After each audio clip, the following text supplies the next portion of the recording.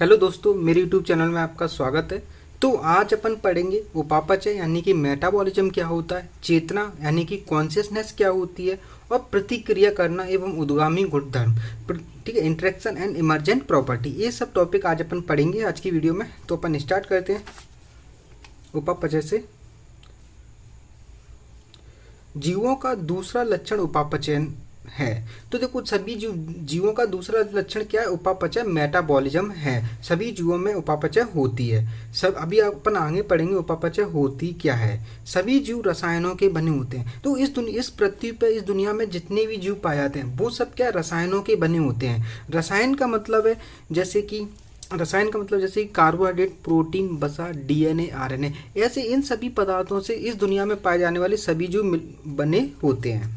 ठीक है, ये रसायन छोटे बड़े विभिन्न वर्ग, माप, क्रिया आदि वाले होते हैं जो अनवरत यानी लगातार जैव अणुओं में बदलते रहते हैं और उनका निर्माण करते रहते हैं। ये जो रसायन होते हैं ना, वो क्या लगातार जैव अणुओं में बदलते हैं और उनका निर्माण करते रहते हैं। ठीक है, ये परिवर्तन रासायनिक अथवा उपापचयी क्रिया है। ये जो जैव अणु में लगातार एक दूसरे में बदल रहे हैं, किसी नए अणु का निर्माण कर रहे हैं, ये सारे के सारे रासायनिक परिवर्तन क्या कहलाते हैं? उपापचयी क्रियाएं कहलाती हैं। ठीक है, जीव देखो आगे पढ़ते हुए अपन ने पढ़ा था जीव में पाए जाने वाले रसायन कैसे होते हैं। छोटे हो सकते हैं, छोटे आकार के हो सकते हैं, बड़े आकार के हो सकते हैं, विभिन्न वर्ग यानी विभिन्न क्लास के हो सकते हैं, जैसे कार्बोहाइड्रेट, प्रोटीन, विभिन्न माप मतलब विभिन्न आकार के हो सकते हैं, और विभिन्न क्रिया यानी विभिन्न फंक्शन वाले हो सकते हैं, मतलब कई टाइप के काम करने वाले होते हैं। जैसे अपन ने एंजाइम, कितने सारे एंजाइम पढ़े हैं, वो हर एक एंजाइम का कार्य अलग अलग है, जो कि आगे अपन ह्यूमन एंड प्लांट फिजियोलॉजी में पढ़ेंगे।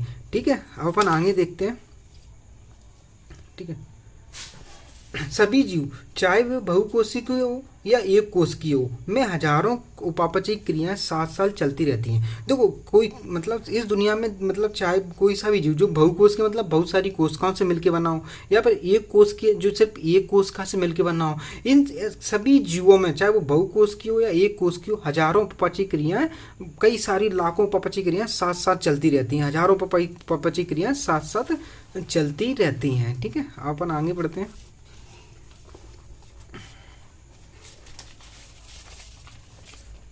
ठीक है, सभी पौधे, प्राणियों, कवकों तथा सूक्ष्म जीवों में उपापचयी क्रियाएं होती हैं। देखो, यहाँ इस पृथ्वी पर जितने भी जीवित जीव पाए जाते हैं, चाहे वो पौधे हो, प्राणी हो, कवक हो, सूक्ष्म जीव हो, उन सभी में उपापचयी क्रियाएं होती हैं। तो अपन देख लेते हैं उपापचयी क्रियाएं किन किन में होती हैं, जो एनसीईआरटी में दी है। बहुकोशिकीय जीवों में होती हैं, एक कोशिकीय जीवों में होते हैं, पौधों में होती हैं, प्राणियों में होती है, कवक में होती है, सूक्ष्म जीव, यहाँ कि सभी जीवित जीवों में उपापचयी क्रियाएं होती हैं।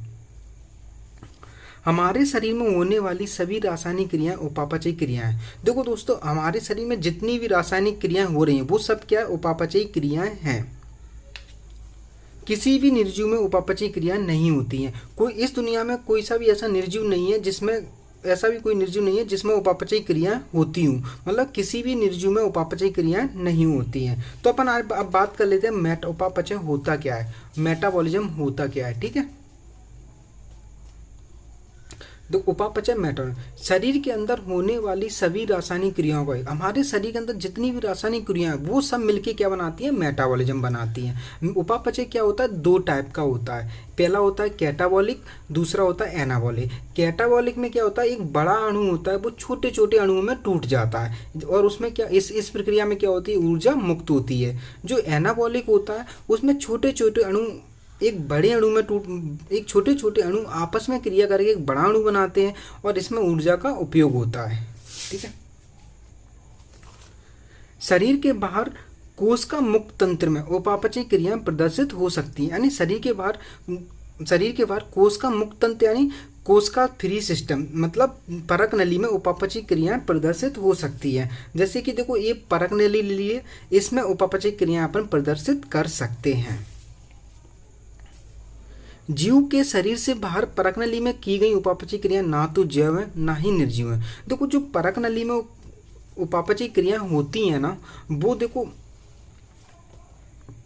ना तो जैव है यानी ना तो जीवित है, ना ही निर्जीव नॉन लिविंग है। लेकिन ये जो परक नली में उपापचयी क्रिया हो रही है, ये क्या लिविंग रिएक्शन है, यानी जैविक क्रियाएं हैं, यानी कि जीवों में होने वाली रिएक्शन क्रियाओं की समान क्रियाएं, समान क्रियाएं, ठीक है।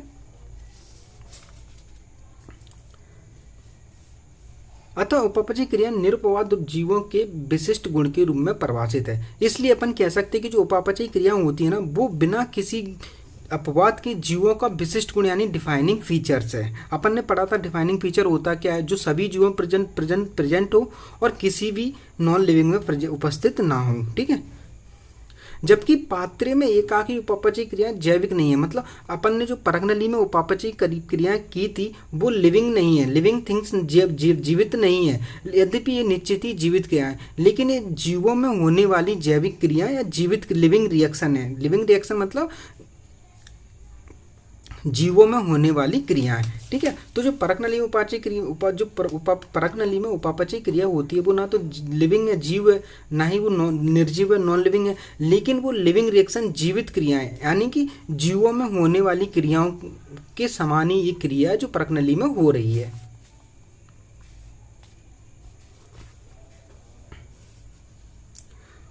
अतः शरीर का कोशिकीय संगठन जीवन स्वरूप का सुस्पष्ट अभिलक्षण है। देखो शरीर का जो कोशिकीय संगठन होता है, यानी अपना शरीर कोशिकाओं का बना होता है, तो वो भी एक जीवन का एक सुस्पष्ट अभिलक्षण यानी डिफाइनिंग फीचर्स होता है। इस दुनिया में जितने भी जीव होते हैं वो सब क्या कोशिकाओं के बने होते हैं, कोशिका या कोशिकाओं से मिलकर बने होते हैं। अपन पढ़ लेते हैं कोशिकीय संगठन होता क्या आखिर में।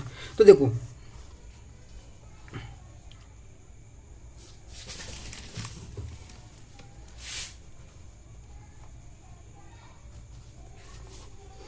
कोशिकीय संगठन, कोशिका जीवन की आधारभूत इकाई होती है। तो जो कोशिका है ना वो जीवन की क्या आधारभूत इकाई है। अब देखो कोशिकीय संगठन होता कैसे है, जैसे जैवाणु, जैसे कि बायोमोलिक्यूल, जैसे कार्बोहाइड्रेट, प्रोटीन, वसा, डीएनए, आरएनए, ये आपस में क्रिया करके इंटरेक्शन करके क्या बनाएंगे, कोशिकांग, क्या बनाएंगे, सेल ऑर्गेनल, जैसे माइटोकॉन्ड्रिया, प्लास्टेड, गोल्गी बॉडी।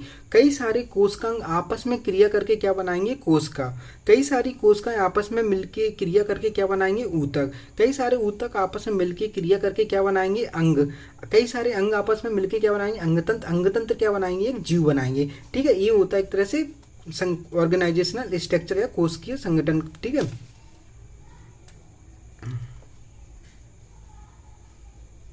शायद सभी जीवों का सबसे स्पष्ट परंतु पेचीदा अभिलक्षण अपने आसपास या पर्यावरण के उद्दीपनों, जो भौतिक, रासायनिक अथवा जैविक हो सकते हैं, के प्रति संवेदनशीलता तथा प्रतिक्रिया करना है। तो मतलब सभी जीवों का सबसे स्पष्ट परंतु पेचीदा मतलब जटिल अभिलक्षण अपने आसपास या पर्यावरण के उद्दीपनों के प्रति संवेदनशीलता मतलब उनको फील करना, ठीक है, और तथा उसके अकॉर्डिंग प्रतिक्रिया करना। जैसे अपन को जहाँ बहुत गर्मी लग रही है तो अपन ऐसी जगह चले गए जहाँ सर्दी है, ठीक है। इस तरह से अपन ने गर्मी को फील किया और अपन सर्दी, तो इसे बोलते हैं संवेदनशीलता। और अपन सर्दी वाले इलाके में चले गए, इसे बोलेंगे अपन प्रतिक्रिया, ठीक है। अपन देख लेते हैं चेतना क्या होती है। चेतना यानी कॉन्शियसनेस होती क्या है, तो ये होती है पर्यावरण के प्रति संवेदनशीलता प्लस प्रतिक्रिया करना। मतलब पर्यावरण के जो भी भाग कारक है उनके प्रति मतलब संवेदनशीलता और प्रतिक्रिया करना, ये दोनों चीज़ें क्या कहलाती हैं, कॉन्शियसनेस कहलाती है, चेतना कहलाती है, ठीक है। अपन ये उद्दीपन वाली बात आई थी, तो ये उद्दीपन होते हैं ना वो 3 प्रकार के होते हैं। कौन कौन से, भौतिक, रासायनिक, जैविक। भौतिक जैसे कि सर्दी, गर्मी, प्रकाश, पानी। रासायनिक जैसे अम्ल, क्षार, ठीक है। और जैविक बायोलॉजिकल मतलब दूसरे जीव। तो उद्दीपन कितने प्रकार के होते हैं, 3 टाइप के होते हैं। हम अपने संवेदी अंगों द्वारा अपने पर्यावरण से अवगत रहते हैं। तो देखो दोस्तों, हमारी बॉडी में कई सारे संवेदी अंग पाए जाते हैं जिनसे अपन अपने पर्यावरण से अवगत रहते हैं। मतलब पर्यावरण में क्या हो रहा है ये अपन को पता चलता रहता है। मानव के संवेदी अंग क्या क्या है, आँख, नाक, कान, जीभ, त्वचा, ठीक है, ये मानव के संवेदी अंग है। ठीक है। पौधे प्रकाश, पानी, ताप, अन्य जीवों, प्रदूषकों आदि जैसे बाह्य कारकों के प्रति प्रतिक्रिया दिखाते हैं, ठीक है। जो पौधे होते हैं ना वो प्रकाश, पानी, ताप, अन्य जीव, प्रदूषकों, इन जैसे बाह्य कारकों के प्रति प्रतिक्रिया करते हैं। प्रोकैरियोट से लेकर जटिलतम यूकैरियोट तक सभी जीव पर्यावरण संकेतों के प्रति संवेदना और प्रतिक्रिया दिखा सकते हैं। देखो, प्रोकैरियोट से लेकर मतलब एक छोटे से ग्रुप, एक छोटे से छोटे जीव से लेकर एक जटिलतम यूकैरियोट तक सभी जीव, इस पृथ्वी पर पाए जाने वाले सभी जीव पर्यावरण संकेत के प्रति संवेदना दिखा सकते हैं तथा प्रतिक्रिया दिखा सकते हैं। पादप तथा प्राणियों दोनों में दीप्तकाल मौसमी प्रजननों के जनन को प्रभावित करता है। तो देखो, जो फोटो पीरियड होता है ना, दीप्तकाल होता है ना, वो मौसमी प्रजननों को यानी सीजनल ब्रीडर के जनन को प्रभावित करता है। किन में? पादपों और प्राणियों दोनों में जनन को प्रभावित करता है। ठीक है, मौसमी प्रजननों के जनन को प्रभावित करता है। अपन पढ़ते हैं दीप्तकाल होता क्या है, फोटो पीरियड या फोटो पीरियडिज्म होता क्या है। तो दिन और रात की अवधि के प्रति जीव की प्रतिक्रिया को अपन क्या कहते हैं? फोटो पीरियडिज्म कहते हैं। तुमने देखो कभी अपने घरों में बोलते हैं कि अब तो दिन छोटे हैं, रात बड़ी है, रात छोटी है, दिन बड़े। इसी प्रकार जो दिन और रात की अवधि होती है उसके प्रति जीव की क्या प्रतिक्रिया होती है, इसे अपन क्या बोलते हैं? फोटो पीरियड या फोटो पीरियडिज्म, दीप्तकालिता। ठीक है, इसे दीप्तकालिता बोलते हैं। अपन पढ़ते हैं मौसमी प्रजनक सीजनल ब्रीडर होती क्या है। तो देखो, सीजनल ब्रीडर वो होते हैं जो किसी एक विशेष ऋतु या विशेष महीनों में जलन करें। मतलब ऐसे जीव जो किसी एक विशेष ऋतु में या विशेष महीने में जनन करे, इसको क्या बोलते हैं? मौसमी प्रजनक सीजनल ब्रीडर कहते हैं। ठीक है, इसलिए सभी जीव अपने पर्यावरण से अवगत रहते हैं। इस दुनिया में जितने भी जीव पाए जाते हैं वो अपने आसपास के पर्यावरण से अवगत रहते हैं कि उनके आसपास के पर्यावरण में चल क्या रहा है। मानव ही केवल ऐसा जीव है जो स्वयं से अवगत अर्थात स्वचेतन सेल्फ कॉन्शियसनेस है। देखो, मानव ही केवल ऐसा जीव है जो स्वयं से अवगत है, उसमें स्वचेतना है, सेल्फ कॉन्शियसनेस है। इसलिए चेतना जीवों को प्रभावित करने के लिए अभिलक्षण हो जाती है। इसलिए देखो, जो कॉन्शियसनेस चेतना होती है वो जीवों को प्रभावित करने के लिए क्या होती है? एक डिफाइनिंग फीचर्स होती है। एक डिफाइनिंग फीचर्स क्या होती है? क्योंकि चेतना सभी 100% जीवों में पाई जाती है और किसी भी नॉन लिविंग में नहीं पाई जाती है। ये दोनों कैरेक्टर होते हैं डिफाइनिंग फीचर्स के, जो अपन ने पिछली क्लास में पढ़े थे। ठीक है, जब हम मानव के विषय में चर्चा करते हैं तब जीवों को परिभाषित करना और भी कठिन हो जाता है। ठीक है, जब अपन मानव के विषय में चर्चा करते हैं तो जीवों को यानी लिविंग को परिभाषित करना और भी कठिन हो जाता है। हम रोगी को अस्पताल में अचेत अवस्था में लेटे रहते हुए देखते हैं। जब अपन अस्पताल में रोगी को क्या, आपने मूवी में देखा होगा कि अपन किसी पेशेंट को, रोगी को अस्पताल में अचेत अवस्था यानी कोमा में लेटे रहते हुए देखते हैं, जिसके हृदय तथा फुफ्फुस को चालू रखने के लिए मशीनें लगाई गई होती हैं। मतलब जो कोमा पेशेंट होता है उसके हृदय और फुफ्फुस यानी लंग्स को चालू रखने के लिए क्या मशीनें लगाई गई होती हैं। रोगी का मस्तिष्क मृतसम होता है, यानी रोगी ब्रेन डेड होता है। ब्रेन डेड यानी मस्तिष्क मृतसम का मतलब होता है ब्रेन डेड होता है, मतलब उसके ब्रेन की डेथ हो चुकी है। रोगी में स्वचेतना नहीं होती है, रोगी में सेल्फ कॉन्शियस नहीं होती है। ऐसे रोगी जो कभी भी अपने सामान्य जीवन में वापस नहीं आ पाते। और साथ में ऐसे जो कोमा वाले पेशेंट जिनमें स्वचेतना नहीं होती और जो अपने सामान्य जीवन में वापस नहीं आते हैं, तो क्या हम इन्हें जीव अथवा निर्जीव करेंगे? क्या कहेंगे इनको, जीव या निर्जीव? तो ऐसे पेशेंट को अपन जीव कहेंगे, लिविंग ही कहेंगे, क्योंकि रोगी का शरीर यानी मानव का शरीर जो किसका बना होता है? कोशिकाओं का बना होता है। तो उसका कोशिकीय संगठन है, उसमें उपापचयी क्रिया हो रही हैं। ठीक है, तो इस हिसाब से ये जीवित है। उच्च स्तरीय अध्ययन में जीव विज्ञान पृथ्वी पर जैव विकास की कथा है। देखो, अपन आगे जब अपन अध्ययन करेंगे हायर क्लास में, मतलब आगे की कक्षा में अध्ययन करेंगे तो पता चलेगा जीव विज्ञान पृथ्वी पर क्या है, जैव विकास की कहानी है। ठीक है, अब आगे अपन देखते हैं जैव विकास होता क्या है। ठीक है, तो जैव विकास का मतलब होता है पृथ्वी पर विभिन्न जीवों का विकास। क्या कि पृथ्वी पर विभिन्न सारे जीवों का विकास कैसे हुआ। आपको पता लगेगा कि सभी जीव घटनाएं उसमें अंतर्निहित प्रतिक्रियाओं के कारण है। ठीक है, आगे अपन को पता लगेगा कि सारी की सारी जो सभी जीव घटनाएं वो उसमें अंतर्निहित प्रतिक्रियाओं के कारण होती हैं। तो वो सभी जीव घटनाएं, कोई सी भी लिविंग फिनोमिना जैसे चलना, दौड़ना, खाना खाना, ये सब क्या है, जीव के अंदर स्थित अंतर्निहित प्रतिक्रियाओं के कारण होती है। तो जीव के अंदर जो प्रतिक्रिया हो रही, इंटरेक्शन हो रही, उनके कारण सारी की सारी जीव घटनाएं होती हैं। और इसे अपन आगे अच्छे से पढ़ेंगे। ऊतकों के गुण कोशिकाओं में स्थित कारकों के कारण नहीं बल्कि घटक कोशिकाओं के पारस्परिक प्रतिक्रिया के कारण होते हैं। देखो जो ऊतकों के गुण होते हैं ना, वो कोशिकाओं में स्थित कारकों के कारण नहीं, बल्कि घटक कोशिकाएं, मतलब ऊतक को बनाने वाली कोशिकाओं की पारस्परिक प्रतिक्रिया के कारण होते हैं। ठीक है, इसमें अपन देखते हैं ऊतकों के गुण कोशिकाओं में स्थित कारकों के कारण नहीं होते हैं, बल्कि ऊतक को बनाने वाली जो घटक कोशिकाएं होती हैं उनकी आपस में, एक घटक कोशिका एक कोशिका दूसरी कोशिका से प्रतिक्रिया इंटरेक्शन करती है, उसके कारण ऊतकों के गुण होते हैं। ठीक है, अपन आगे देखते हैं।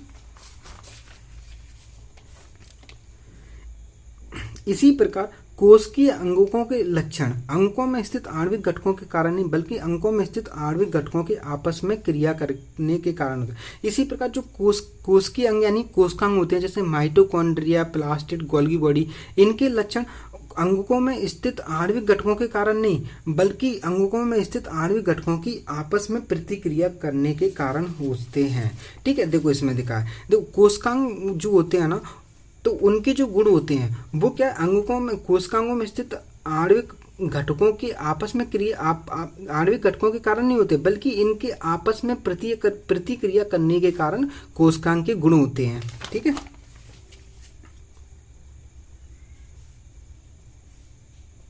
उच्च स्तरीय संगठन के उद्गामी गुणधर्म इमर्जेंट प्रॉपर्टी इन प्रतिक्रियाओं के परिणाम स्वरूप होते हैं। तो देखो अपन कोई सा भी उच्च स्तर ले लो, जैसे अपन ने यहाँ पे ले लिया अपन ने कोशिकांग से उच्च स्तर क्या ले लिया, कोशिका ले लिया, तो कोशिका के जो गुण होंगे वो कोशिकांग के कारण नहीं होंगे, बल्कि एक घटक कोशिकांग के आपस में प्रतिक्रिया करके एक कोशिकांग दूसरे कोशिकांग से क्रिया करेगा, तीसरे से करेगा, इनके कारण बनेंगे कोशिका के गुण। ठीक है, तो यही बात बोल रही है, यही बात ये इसका मतलब यही है। ठीक है, इस बात, ठीक है, क्या उच्च स्तरीय संगठन के उद्गामी गुणधर्म इन प्रतिक्रियाओं के परिणाम स्वरूप होते हैं। किसी भी उच्च स्तर के उच्च स्तर के जो उद्गामी गुणधर्म यानी इमर्जेंट प्रॉपर्टी होती हैं, वो क्या है, निचले वाले लेवल की आपस में प्रतिक्रिया करने के कारण होते हैं। सभी स्तरों पर संगठनात्मक जटिलता के पदानुक्रम में है अद्भुत घटना यथार्थ है। देखो संगठनात्मक जटिलता होती है ना, उनकी हर एक स्टेप पे, जैसे कि जीवाणु लेवल पे अपन देख लो, कोशिकांग पे देख लो, कोशिका पे देख लो, ऊतक पे देख लो, अंग पे देख लो, अंगतंत्र पे देख लो, जीव पे देख लो, इन सभी किसी भी लेवल पे अपन देख लो, ये सब जो मतलब जो उच्च स्तर है उसके जो गुण हैं वो निम्न स्तर पे जो चीज़ें उनकी आपस में प्रतिक्रिया करने के कारण होते हैं। जैसे जीवाणु, कार्बोहाइड्रेट, प्रोटीन, वसा आपस में प्रतिक्रिया इंटरेक्शन कर क्या बनाएंगे, कोशिकांग। ठीक है, कोशिकांग, या जैसे माइटोकॉन्ड्रिया, प्लास्टिड, कई सारे कोशिकांग आपस में प्रतिक्रिया करके क्या बनाएंगे, कोशिका। कई सारी कोशिकाएं आपस में इंटरेक्शन यानी प्रतिक्रिया करके क्या बनाएंगे, ऊतक। कई सारे ऊतक आपस में इंटरेक्शन करके अंग बनाएंगे, अंग आपस में इंटरेक्शन करके अंगतंत्र बनाएंगे, कई सारे अंग आपस में इंटरेक्शन करके जीव बना देंगे। ठीक है, तो यही बात बोल रही है कि सभी किसी भी स्तर पर संगठनात्मक जटिलता की पदानुक्रम में है अद्भुत घटना ऐसा आता है। मतलब अपन किसी भी स्तर पर देख लो, ये घटना बिल्कुल सत्य है। अतः हम कह सकते हैं कि जीव स्वप्रतिकृति, विकासशील और स्वनियमनकारी पारस्परिक क्रिया दलता है जो भाव उद्दीपन के प्रति अनुक्रिया की क्षमता रखता है। तो देखो जीव की परिभाषा क्या हो गई है अब, क्या जीव क्या है, स्वप्रतिकृति, मतलब अपनी खुद की कॉपी बना सकता है। जैसे एक कोष के जीव होते हैं, वो कोष का विभाजन द्वारा 1 से 2 हो जाते हैं, यानी स्वप्रतिकृति बना सकता है जीव अपनी। विकासशील यानी वो अपना खुद का विकास कर सकता है। ठीक है, विकास किसी भी बेस पे हो सकता है, जैसे कि देखो अपन आज पढ़ रहे हैं, ठीक है, आज अपन नीट स्टूडेंट है, कल अपन डॉक्टर होंगे। ठीक है, इस प्रकार से ये भी एक विकास हो गया। स्वनियमनकारी पारस्परिक क्रियाशील तंत्र है और भाव उद्दीपन के प्रति अनुक्रिया की क्षमता भी रखता है। ठीक है, तो ये जीव की परिभाषा हो गई, स्वप्रतिकृति, विकासशील, स्वनियमनकारी, पारस्परिक क्रियाशील तंत्र, भाव उद्दीपन के प्रति अनुक्रिया की क्षमता। जीव विज्ञान पृथ्वी पर जीवन की कहानी है। तो देखो जीव विज्ञान क्या है, पृथ्वी पर जीवन की कहानी है। वर्तमान, भूत एवं भविष्य के सभी जीव एक दूसरे से सर्वनिष्ठ आनुवंशिक पदार्थ की साझी द्वारा संबंध है, परंतु यह पदार्थ सब में विविध अंश में होता है। देखो वर्तमान के जीव, भूतकाल के जीव, भविष्य के जीव, ये सब लोग ना एक कॉमन आनुवंशिक पदार्थ यानी डीएनए आरएनए से एक दूसरे से संबंध है। इन सभी जीवों में आनुवंशिक पदार्थ डीएनए आरएनए पाया जाता है। लेकिन जो आनुवंशिक पदार्थ पाया जाता है इन सभी जीवों में, ये क्या है, विविध विविध अंशों में, विविध विविध मतलब किसी में कम किसी में ज़्यादा पाया जाता है, मतलब विभिन्न विविध अंशों में पाया जाता है। ठीक है, तो आज के लिए इतना काफ़ी है। थैंक यू दोस्तों।